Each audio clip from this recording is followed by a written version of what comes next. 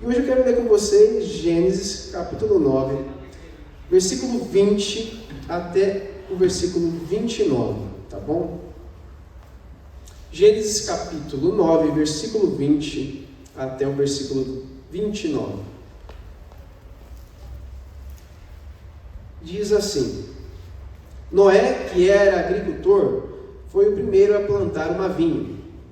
Bebeu do vinho, embriagou-se e ficou nu dentro da sua tenda. Cã, pai de Canaã, viu a nudez do pai e foi contar aos dois irmãos que estavam do lado de fora. Mas maldito seja Canaã, escravo de escravos será para os seus irmãos. Disse ainda: Bendito seja o Senhor, o Deus de Sem, e seja Canaã seu escravo. Amplie Deus o território de Jafé, habite ele nas tendas de Sem, e seja Canaã seu escravo.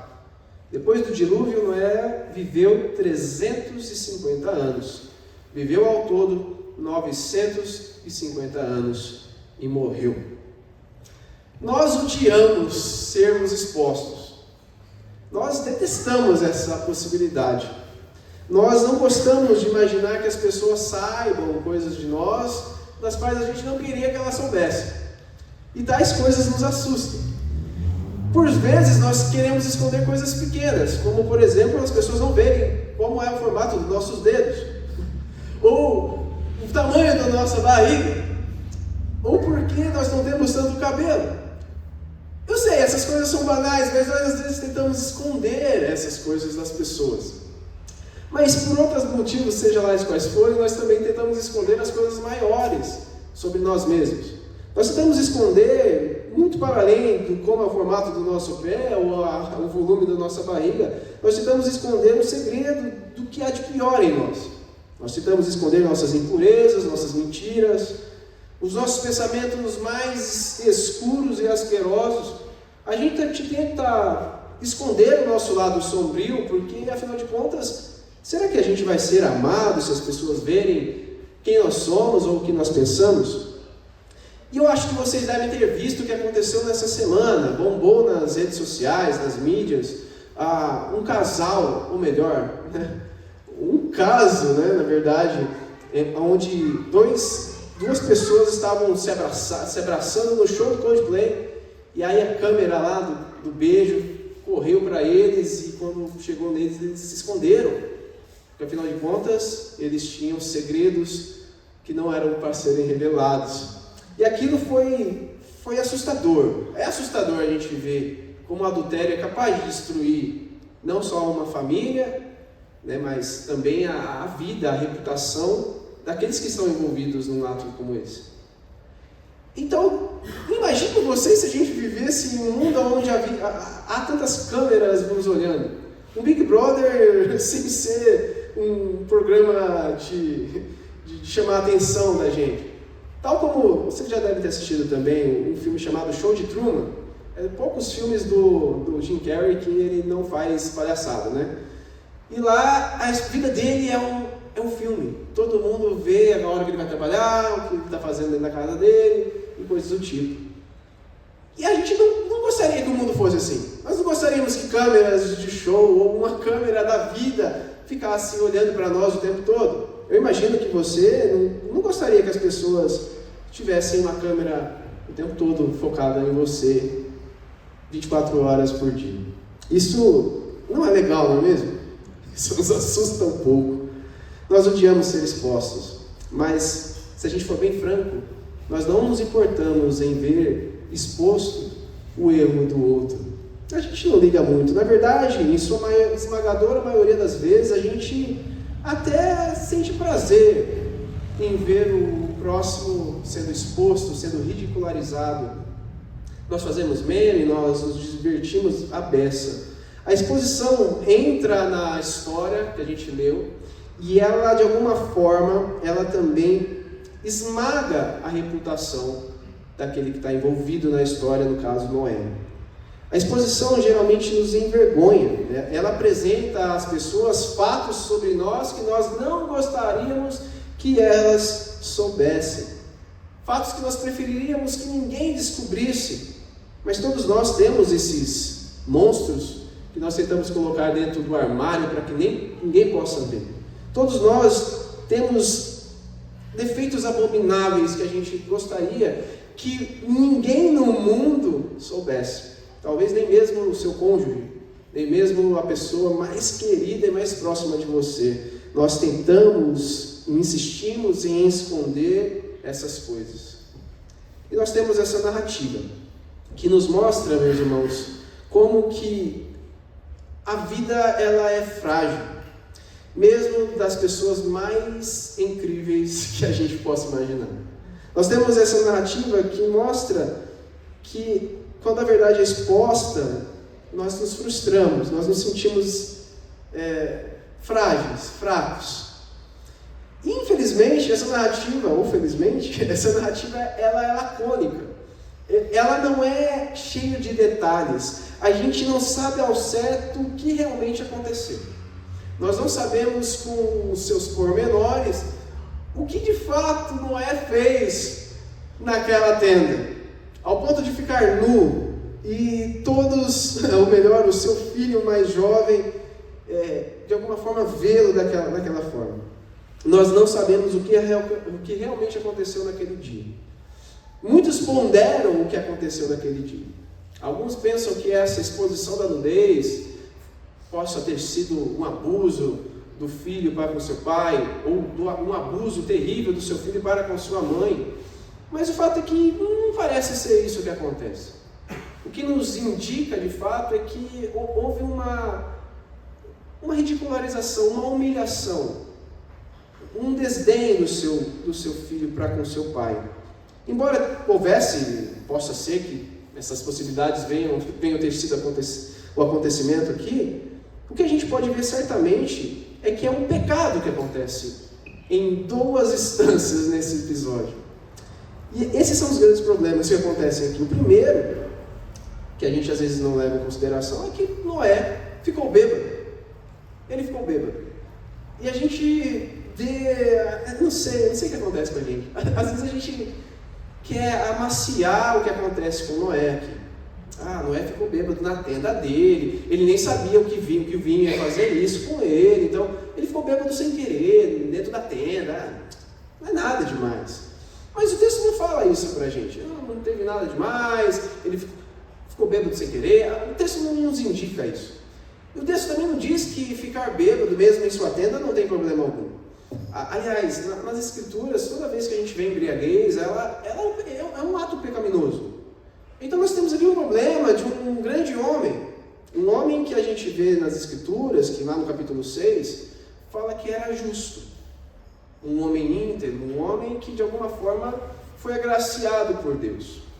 Mas mesmo esse homem cheio de grandes coisas a serem colocadas ao seu favor, ficou bêbado, ficou pelado dentro de sua tenda e ficou exposto. E a gente olha assim e pensa, coitado do Noé, ele estava só tentando ficar feliz, né? Se alegrar, porque o vinho tem esse símbolo nas escrituras de alegria, de festa. Mas, gente, ele não é um rapazinho, não é um jovem. Noé tinha 600 anos. Eu acho que você e eu, nós pensamos isso, nossa, ele já deveria ter aprendido alguma coisa, ou pelo menos duas. 600 anos, e vai se colocar numa posição dessa. Ele poderia ser um pouco mais cuidadoso com a sua própria vida e com a forma como as pessoas o enxergavam. Afinal de contas, tinham tão poucas pessoas no mundo, como que pode? Mas vejam bem, pessoal, a gente vê aqui que mesmo Noé sendo esse homem grande, ele também é um homem fraco. E ele é um homem que carrega ainda as mazelas da humanidade. A Bíblia ela não esconde isso. A gente tem aqui um homem que se permitiu fraquejar em uma ocasião. E eu acho que é bom para a gente pensar sobre isso. Sejamos francos. A gente pergunta como que ele se deixou levar tendo 600 anos, mas a gente também se pergunta, muitas vezes, como que a gente se permite fazer coisas tão tolas, ainda que seja uma ocasião apenas. A gente às vezes se pergunta como a gente se permitiu se expor ao ridículo. Como que a gente chega tão longe por algo tão banal e fútil às vezes? como Noé estava sozinho, provavelmente, e ainda assim fez algo totalmente banal. E a gente também faz isso muitas vezes. Às vezes é somente um cigarro que a gente fuma ali fora, uma embriaguez, talvez, com os amigos, uma transa qualquer com uma pessoa aleatória, uma mentirinha que talvez não pareça fazer nenhum efeito na nossa vida, uma ofensa com uma pessoa que ela mereceu, uma vez só, não tem problema. A gente temos que pensar melhor. Tal como Noé, nós também temos essa tendência a fracassar em coisas estúpidas, coisas que a gente já até foi experimentado algumas vezes, e a gente foi aprovado em outras ocasiões. Mas em certos momentos parecemos tão tolos, tão fracos, tão expostos ao ridículo. Nós temos aqui um homem que é um herói da fé, um grande da Bíblia, mas que errou em algo tão bobo. E nós também somos assim. Nós também erramos em coisas fúteis, pequenas, não nas grandiosas coisas, não nas grandes montanhas, mas às vezes nos pequenos percalços da vida. E nós também caímos. Agora eu quero que vocês prestem bastante atenção no segundo problema dessa passagem. Se Noé pecou sozinho dentro da sua tenda, a gente tem um outro caso aqui de um pecado ainda mais feio, mais gritante. Temos um filho, um rapaz jovem, um homem jovem, que tinha uma oportunidade ímpar, singular, de abençoar o seu pai, de amar o seu pai e mostrar que ele podia honrar o seu pai quando o seu pai estava vulnerável. No entanto, o que nós temos é um completo oposto do que era esperado de Cã. Nós vemos que ao invés de honrar o mandamento que haverá de vir mais para frente, acredito até que por isso que existe esse mandamento, uma das razões de existir o mandamento de honrar pai e mãe, é justamente o fato que é algo precioso, é um mandamento de promessa, porque é como se você estivesse zelando pela vida de alguém que lhe deu vida, que cuidou de você, que abençoou a sua vida quando você estava vulnerável, que te segurou no colo, que te deu de alimento. Por isso que essa promessa, ou esse mandamento tem uma promessa tão incrível. Mas o que a gente vê aqui é que, mesmo ele tendo essa oportunidade de ser generoso em abençoar o seu pai, de apoiar o seu pai no momento difícil, nós vemos que Cã quis destruir o seu pai. Ele tentou destruir com a vida do seu pai. De certa forma, o que Cã está falando é mais ou menos assim, quando ele chega para os seus irmãos e diz que o seu pai está exposto, nu. É como se ele dissesse: olhem o velho, veja como ele está. Sabe, aquele homem que pensa que é grande, que construiu a arca, que Deus salvou ele diante do julgamento que caía sobre o mundo. Sabe, esse homem, ele é ridículo. Eu quero que vocês vejam o quanto ele é tolo, o quanto ele é bobo. Na verdade, ele é uma grande farsa. Ele está lá dentro da sua tenda cometendo seus erros. Ele é um homem qualquer, não é um homem grande. Vocês dizem: Noé, um homem justo? Não, para mim é só um velho bêbado, pelado e sem ninguém. Então ele, como se ele dissesse com as suas atitudes, com os seus atos, que o seu pai era um qualquer. Há desdém na forma como ele trata o seu pai, há um deboche, e principalmente há um tipo de humilhação no ato de Cã, ao tentar fazer desse momento de fraqueza do seu pai um espetáculo, para além dele mesmo, para os seus irmãos, talvez até para as suas esposas, as esposas dos seus irmãos e a dele. O que nós temos aqui é um filho tentando destruir seu pai, atacando a reputação do seu pai, expondo tudo o que o seu pai havia feito. O que Cã não percebe é que ele está carregando, trazendo para si e para sua prole uma desgraça. A maldição que Noé lança sobre Cã, na verdade, é sobre o filho dele, Canaã. Às vezes a gente não entende isso muito rapidamente quando a gente lê esse texto e fala: nossa, mas por que Noé está falando para o filho, para o neto dele? Isso tem a ver, né? E a gente fica meio, tá bom, né? Mas a Bíblia ela conta sobre histórias de vários povos. E o povo de Cã Canaã é um povo complicado, bem complicado nas Escrituras. Os leitores de Gênesis, os primeiros receptores de Gênesis, foram aqueles que entraram na Terra Prometida, que é justamente a terra onde os cananeus habitavam. E lá eles tinham que subjugá-los, tirá-los de lá, aniquilá-los. Então não era algo simples, não era algo que talvez fizesse sentido para eles. Eles estavam lá no Egito, que também veio dessa descendência.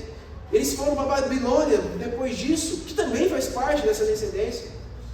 Essa descendência amaldiçoada, que também traz dor e sofrimento para todo o restante da prole de Sem e de Jafé também. Uma descendência que é contrária à vontade de Deus. A Bíblia fala muito sobre isso. Não é sem motivo que Canaã foi amaldiçoado, porque através de Cã, toda a família dele repetiu o que ele fez. Toda a família dele, mais do que isso, provou vez por outra que detestava tudo que Deus amava. E é por isso que a gente às vezes fica olhando e fala: uau, como que pode isso? Como que pode Cã fazer algo e trazer tamanha desgraça sobre sua própria prole, sobre a sua descendência? E é isso que a gente vê nas histórias aqui, nessa história especificamente. E quanto a nós, meus irmãos? Será que nós imitamos algum momento da nossa vida o que Cã fez? A gente pensa que não, mas para sermos bem francos, a gente faz isso mais do que a gente cogita, muito mais. A gente fala mais ou menos assim, um comentário despretensioso sobre alguém. A gente faz aquele comentário, a gente fala mal dela, mas aí no final a gente fala assim: mas assim, só estou falando, não estou falando mal, eu só estou citando esse episódio aí, mas não é para acabar com a reputação dessa pessoa, eu só estou citando, assim, de forma despretensiosa, sem nenhuma intenção de ferir como a gente enxerga aquela pessoa. A gente não percebe que a gente leva a vida dos outros com tanta leviandade, a gente fala do outro como se fosse qualquer coisa, e a gente lança, e a gente coloca a exposição da vida dessa pessoa, a gente fere, e a exposição também mata, e a gente não sabe, ou não quer saber disso. Mas basta a gente saber que o nosso segredo foi revelado para alguém, que a gente percebe o quanto que isso machuca. Quanto é perigoso as pessoas não nos amarem mais, o quanto as pessoas podem detestar a gente, mas a gente faz isso com o próximo. A gente faz isso com pessoas próximas da gente. Conta segredos que não deveriam, conta algum podre que a gente descobre e fala: não foi de propósito, estou falando só por falar. A gente faz isso muitas e muitas vezes. Infelizmente, a gente tem tantos frutos de Cã dentro da gente. Nós parecemos tanto, às vezes, com os descendentes de Cã, com essa Canaã perdida. E a gente deveria fazer como o A.W. Tozer certa vez disse. Ele disse que ele morreria com o segredo de alguém. E eu descrevi de outra forma. Eu coloquei assim: nós devemos carregar conosco o que sabemos sobre o nosso irmão. Pois com Cristo a gente aprende que o pecado tem que ser deixado e igualmente esquecido. Muitas vezes a gente fica lembrando o pecado do outro, a gente fica lançando para os outros o pecado do outro. Mas não deveria ser assim. Se você sabe o podre de alguém, aprenda a guardar e levar isso consigo. Pois o que nós vemos aqui sobre essa exposição de toda a nudez, de toda a vergonha do seu pai, é que isso é algo abominável, algo terrível. E a gente vê que Cã faz o inverso do que nós devemos fazer, o que a gente deve aprender. Ele faz algo terrível, ele expõe a nudez do seu pai para que todos pudessem zombar dele. É interessante isso, porque nudez na Bíblia, no começo, não era algo ruim. No começo de Gênesis a gente viu isso. Eles estavam nus e não se envergonhavam. Só que com o pecado, nudez significa vergonha. Todas as vezes que a gente vê nudez nas Escrituras, depois do pecado, ela carrega em si o vexame, ela carrega em si a exposição da intimidade que deveria ser guardada. E a gente fica vendo que, de alguma forma, a nudez é uma violência. é algo vergonhoso e que a gente tenta esconder. A gente vê que é vexatório. Se não é vexatório, se torna um atentado ao pudor ficar nu na frente de outros. Ficar pelado em público é algo que a gente nem consegue imaginar. Talvez alguns até tenham sonhado que saiu pelado na rua. E isso por si só, o sonho por si só nos deixa envergonhados. Nos deixa corados de vergonha. Talvez isso explique um pouco porque a pornografia é algo tão terrível. Porque a pornografia é um desvio do que deveria ser uma exposição de algo íntimo que a gente faz público, que a gente faz de alguma forma com que a figura que se expõe ela seja indigna. A gente está de alguma forma desvalorizando o que Deus tanto ama. É agredir a dignidade de alguém quando a gente assiste ou pratica pornografia.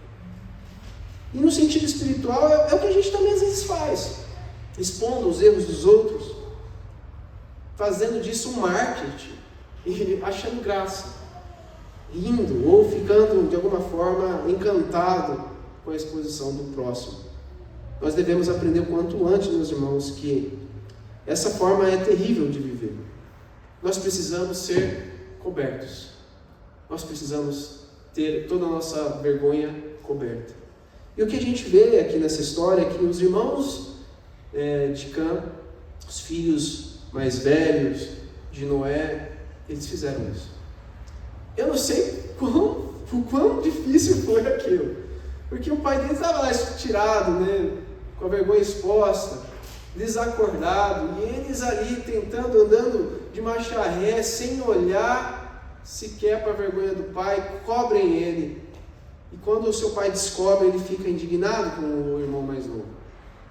E às vezes a gente não percebe como isso é bonito nessa narrativa.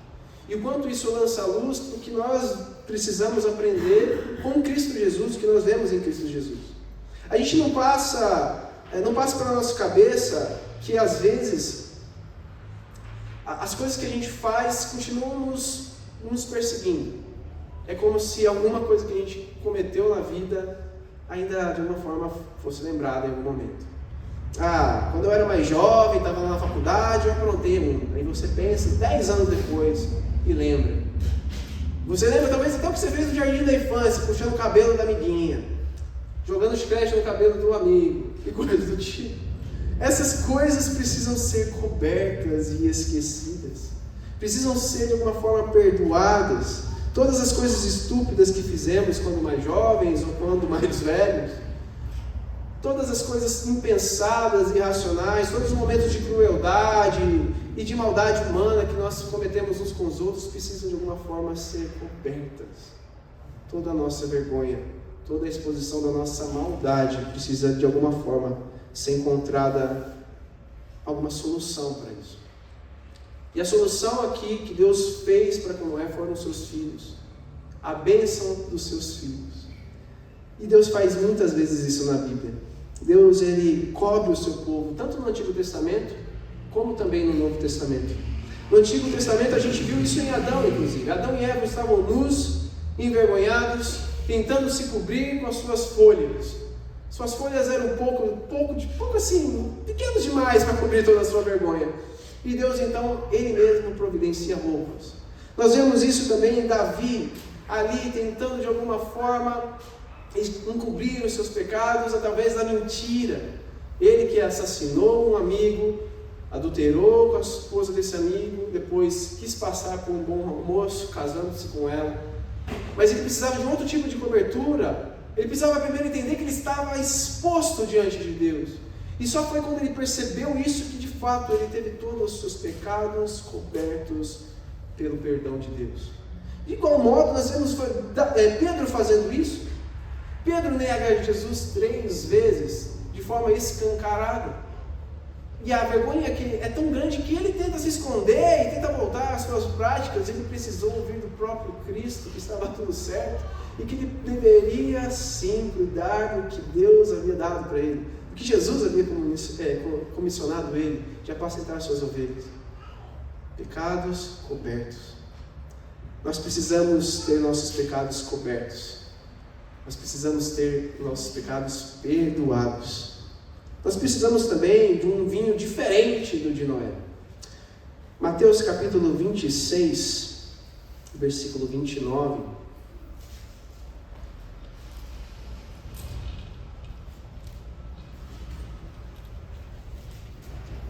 Diz o seguinte, Mateus 26, 29. Eu lhes digo que de agora em diante não beberei desse fruto da videira até aquele dia em que beberei vinho novo com vocês no reino de meu Pai. Se Noé era alguém que bebia vinho para se alegrar e se perdia nessas alegrias passageiras, Cristo é o tipo de homem que pode nos dar um vinho diferente daquele provado por Noé. Não um vinho que nos expõe à vergonha, mas um vinho que nos preenche e que nos alegra, de forma perene e eterna. De igual modo, nós precisamos de um pai novo. Não um pai como Noé, que lança maldição sobre os seus filhos, mas um pai que lançou a maldição sobre um filho. Que nós também precisamos de um filho novo. Melhor do que Cã, obviamente, mas melhor também do que Sem e Jafé. Muito superior a eles que cobriram a vergonha do seu pai ali, mas que cobrem multidões das nossas vergonhas. Nós precisamos de um pai que abençoa, que é capaz de lançar fora a maldição que era destinada a nós, que nos perdoa, nos acolhe, nos aceita, porque a maldição foi lançada sobre o Filho perfeito Jesus Cristo, que foi exposto, que teve a sua nudez exposta, ele tomou a vergonha de Noé e a nossa vergonha, para que nós pudéssemos receber a sua beleza e a sua justiça. Nós precisamos do novo filho que foi até a cruz, que aos olhos do Pai era a figura mais desprezível e vergonhosa de todo o universo. E isso se fez, sabe por quê? Para que ele pudesse nos cobrir de toda a nossa culpa. A única coisa que Deus expõe publicamente a vergonha é os principados e potestades. Esses são expostos. Deus revela o triunfo dele, desse Deus santo e trino sobre toda a maldade. Deus nos dá acesso perfeito ao Pai através de Cristo Jesus, que nos oferece vinho diferente, que nos dá esse acesso a esse Pai grandioso, e mais do que isso, que é o Filho que nós precisamos para ter nossas vergonhas cobertas para sempre. Quero orar com vocês mais uma vez, pedindo a bênção de Deus. Senhor, nós agradecemos porque nós temos alguém muito melhor do que Noé, muito melhor do que os seus filhos, que nos garante, que nos dá certeza, Deus, de que estamos bem resguardados. Ainda que o mundo todo saiba os podres que cometemos, o Senhor esqueceu deles todos. Lançou no mar do esquecimento os nossos pecados, para que quando se encontrar conosco no seu julgamento vindouro, Pai, nós possamos sermos considerados justos diante de Ti. Foi porque o Filho perfeito foi até a cruz e carregou tudo que nós cometemos. Nós não precisamos, Deus, ter medo algum, Deus, ter vergonha alguma, Deus, de tudo que fizemos, pois o Senhor, Deus, nos garante, Deus, tudo que há de bom para nós, e o que há de melhor, Deus, é um dia poder festejar contigo, conhecer o Filho plenamente e viver eternamente contigo, Jesus. Mas ao mesmo tempo, Pai, nos ensina, Deus, a agir de forma cuidadosa, Pai, com o pecado do outro, Deus, com a vida do outro. Nós vemos aqui várias lições que a gente poderia aprender sobre o cuidado, Deus, que nós devemos ter para com a exposição do próximo, sobre o amor que devemos ter com o pai e com a mãe, ao ponto de realmente prezar pela bênção deles e querê-los bem, Deus. Assim também, Deus, como de alguma forma educar nossos filhos, ensiná-los, Pai, a honrar o Senhor e honrar também os seus mandamentos, Pai. Nós aprendemos muitas coisas com esse texto e o grande desafio é colocar isso em prática, Jesus. Nós aprendemos, a gente provavelmente, muitos aqui já escutaram tipo de sermão muitas vezes. Mas o desafio não é a gente ouvir e saber teologicamente tudo isso, mas de alguma forma viver isso, Deus, colocar isso em prática. Nós queremos te bendizer, Deus, nós não queremos envergonhar o Evangelho. Nós não queremos, Deus, viver, Deus, como se fôssemos incrédulos. Nós queremos ser, Deus, tais como o seu Filho Jesus. Que Ele seja o nosso modelo, que o Senhor, Pai, seja tudo que nós precisamos, para que a gente possa galgar lugares maiores e viver, Deus, de acordo com o seu propósito. Abençoe a sua igreja, Pai, aqui presente. Todos sejam abençoados, alcançados por essa graça. Todos sejam